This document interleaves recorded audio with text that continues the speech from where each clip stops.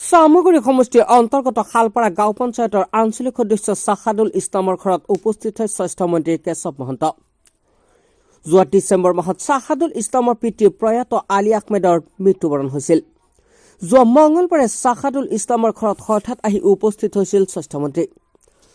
শোকস্তব্ধ পৰিয়াললৈ সমবেদনা জনাবলৈ উপস্থিত হৈছিল মন্ত্ৰীগৰাকী। মন্ত্ৰীৰ উপস্থিতিত চৰম সন্তুষ্ট হৈ কৃতজ্ঞতা জ্ঞাপন কৰে মন্ত্ৰীগৰাকীক। হয়, যোৱা ডিচেম্বৰৰ 12 তাৰিখত মোৰ দেউতা ঢুকায়।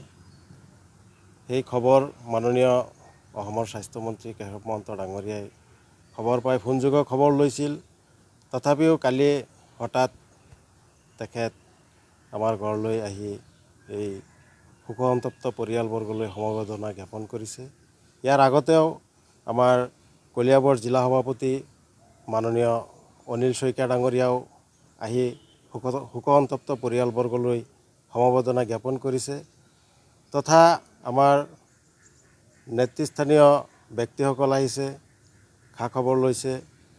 আমাৰ বিজেপিৰ মণ্ডল সভাপতি সুব্ৰত সিংহাও কেইবাদিনো আহিছে। আমাৰ আঞ্চলিক চেয়াৰমেন, আমাৰ মহিলা পৰিষদৰ নেত্ৰী আঞ্জুমা বেগমো আৰু বহুত নেতৃস্থানীয় ব্যক্তিসকল আহি শোকসন্তপ্ত পৰিয়ালবৰ্গলৈ সমবেদনা জ্ঞাপন কৰিছে। গতিকে আমাৰ এই শোকসন্তপ্ত পৰিয়ালবৰ্গলৈ এই সময়ত তেখেতসকলে আহি সমবেদনা জ্ঞাপন কৰাৰ কাৰণে আমি পৰিয়ালবৰ্গৰ পৰা তেখেতসকললৈ আমি আন্তৰিক ধন্যবাদ আৰু কৃতজ্ঞতা জ্ঞাপন কৰিছোঁ। আপোনালোকে নথৈ আনন্দিত?